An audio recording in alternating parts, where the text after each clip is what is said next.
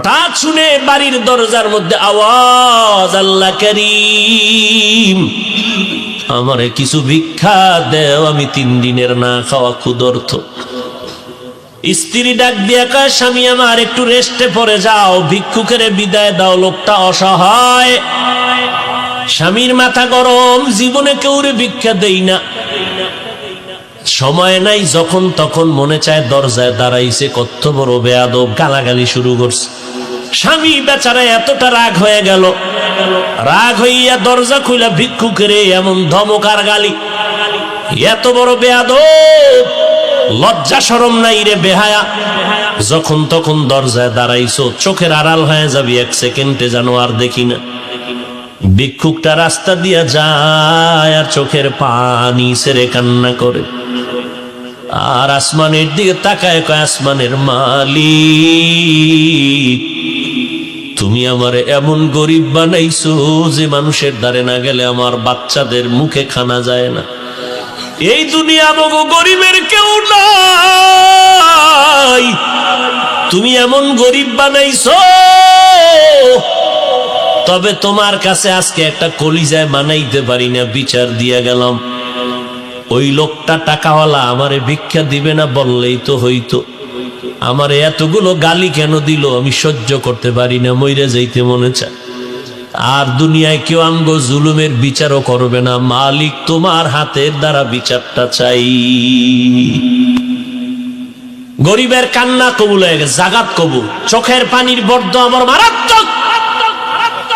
আল্লাহর বান্দা কান্না করেছে, ঘরের মধ্যে তুমুল ঝগড়া শুরু হয়েছে। এবার স্ত্রীকে ডাক দিয়া তর্কে তর্কে তর্কে তর্কে, স্বামী বেচারা গরম, ব্যবহারের কোনো আদব নাই, ধমক দিয়া কয়, আমার ঘর থেকে বের হয়ে যাও, আর আমার ঘরে থাকবি না, আমার ভাত তোর জন্য হারাম করে দিলাম, তালাক দিয়ে দিলাম। নিয়ামত আল্লাহ দিছে, লাথি মেরে সেই নিয়ামতের তাড়ায় দিছে। আমার আল্লাহর ওয়াদা, ওয়ালা ইন কাফারতুম ইন্না আযাবি লাশাদীদ, গাদ্দারি করবি, কঠিন শাস্তির মুখে পড়তে হবে। কপাল থেকে নেককারিনী মহিলা তালাক দিয়ে দিল, কপাল খারাপ। অনেক মানুষ গ্রামে কয় সুখে থাকতে, বড় কঠিন। আল্লাহ শান্তি দেয়, মানুষ লাথি মেরা তারায় দেয়, শান্তি লাগে না। আল্লাহর বান্দি চোখের পানি ছেড়ে কান্না শুরু করলেন, কারণ জাতের মাইয়া যারা, জাতের অজাতের না, জাতের যারা মাইয়া, এরা টাকার দিকে তাকায় না, সম্মান আর ইজ্জতের দিকে বড় নজর করে। আমি জাতের মেয়ে, জীবনে কলঙ্ক আসবে কেন, স্বামী খারাপ পাই ভালো পাই, জীবনে আমার স্বামী হবে একজন আর কেউ না। কলঙ্কের বোঝা নিতে চাই না, কে তার কান্না থামাবে? বাধ্য হইয়া আল্লাহর বান্দি কান্না করে করে করে করে বাবার বাড়ি চলে গেল। ও বাবা, আমার কপাল খারাপ, আমার স্বামী আমারে বিদায় করে দিয়েছে। বিয়ার বর হতে আজ পর্যন্ত স্বামীর খেদমতে কোনো ত্রুটি করি নাই, কিন্তু এক গরিব ভিক্ষুকের সুপারিশ করতে গিয়ে আজ আমার তালাকের স্লোগান চলে আসলো। বাবাও বড় ভালো সন্তান, কন্যাকে সান্ত্বনা দিয়া কয়, ধৈর্য ধারণ কর, কোরআন তেলাওয়াত কর, মালিকের ফয়সালার অপেক্ষায় থাক। দীর্ঘ 1 বছর আল্লাহর বান্দি ঘরের মধ্যে পর্দা রক্ষা করে, কোরআন তেলাওয়াত করে, আর মাওলার দরবারে যায় নামাজে কান্দে। আল্লাহ, চাইছিলাম স্বামীটারে আমি হেদায়েতের পথে নিব, পারলাম না, কপালে নাই। আল্লাহ, তুমি এমন একজন স্বামী যদি আমারে কপালে রাখো, যেই স্বামী দিনদার হবে, একটা দিনদার স্বামী মিলায় দেও। দীর্ঘ 1 বছর পরে বিয়া হয়ে গেল, একজন দিনদার স্বামী পাইল। যদিও টাকা নাই, বাড়ি নাই, গরিব, কিন্তু আমার মাওলার বড় আশে। স্ত্রীর ওযুর পানিটা আগাইয়া দেয় আল্লাহ, স্ত্রীর গোসলের পানি আগায় দেয়, বাথরুমটা নিজে ধুইয়া দেয়, খানার প্লেটে গিয়া খেদমত করে, রান্নাঘরে গিয়া খেদমত করে। আল্লাহ, আমার মায়ার নবীর কেমন আদর্শ। আম্মা জান আয়েশা বলে, পাক করতেছি, নবী আয়েশা খেদমত করে তরকারি আগায় দেয়। নবী একদিন বাজার থেকে রান্নার মাল কিনা নিজে হাতে কইরা নিয়ে যায়। একজন সাহাবী দৌড়ে কয়, নবী আপনি তো রহমতুল লিল আলামিন, আপনি কেন নিবে? ডাক দিয়ে কয়, সাহাবী দায়িত্ব আমার, আমাকে পালন করার সুযোগ দাও, আমার দায়িত্ব পালন করতে হবে, আমি রহমতের নবী। এরে নবীর উম্মত, স্বামী এখন নামাজের আগে স্ত্রী কয় নামাজ পড়বা, রান্না বাড়ি বন্ধ। এক বেলার নামাজও জানো টাইমের থেকে উল্টা পাল্টা না হয়। নামাজ পড়বা, এরপরে রান্না হলে হলো, না হলে নাই। খাইয়া দাইয়া বড় শান্তিতে, মরিচ দিয়ে খাইয়াও বড় কলিজায় শান্তি। এবার আমার মাওলা কিছু আপন বান্দাদেরকেও মহাপরীক্ষায় ফালায়। এবার আল্লাহর পরীক্ষা শুরু হয়ে গেল। একদিনের ঘটনা, হঠাৎ দুপুর বেলা খানা খাইয়া স্বামী আর স্ত্রী রেস্টে যাবে, কথাবার্তা বলতেছে নির্জন ছোট ঘরের মধ্যে।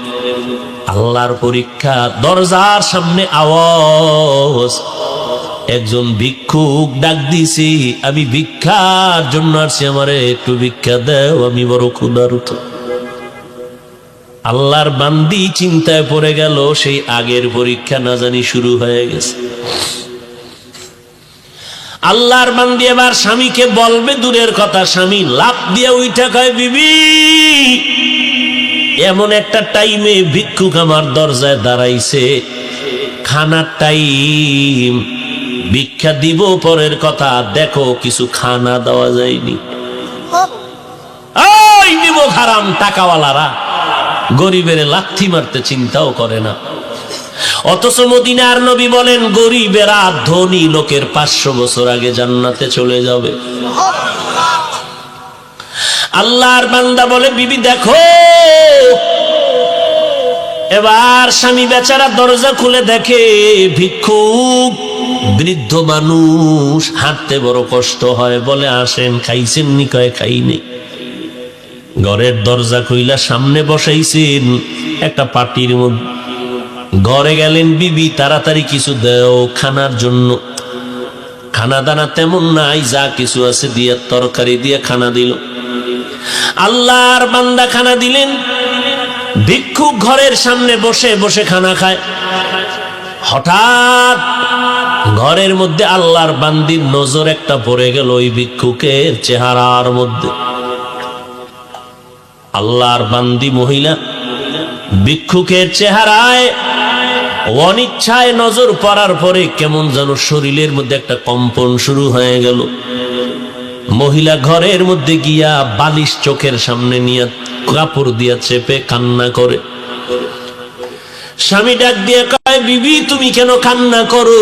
বলে, আল্লাহর কুদরত দেখে কান্না করি। বলে, কি আল্লাহর কুদরত?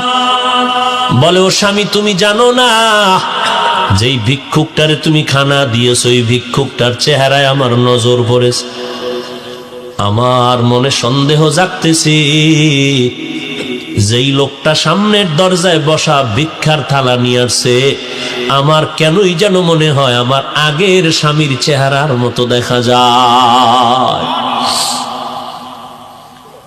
এবার স্বামী বেচারা চোখের পানি ছেড়ে কান্না করে, বিবি গোপন রাখতে চাইছিলাম, বলতে চাইছিলাম না, যেহেতু তুমি ধরেই ফেলেছো শুনে নাও, মাওলা কিন্তু সীমা লঙ্ঘন পছন্দ করেন না।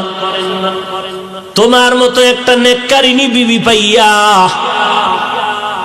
ওই স্বামী তোমার ঠিক আছে, তোমার মতো বিবি পাইয়া শুকর আদায় করে নাই, গাদ্দারি করেছে, জুলুম করেছে, আল্লাহ বেজার হয়েছে। বলো বিবি, তোমার ওই স্বামীর সাথে দূরত্ব কেন হয়েছিল? বলে, একটা ভিক্ষুকের ভিক্ষাকে কেন্দ্র করিয়া আমার স্বামী গালাগালি করেছে, ভিক্ষা দেয় না, আমার আল্লাহ বেজার, তালাক দিয়েছে। আল্লাহর বান্দা ডেকে বলে, স্বামী বিবি আমার মাওলা যে কেমন দয়াময় মালিক,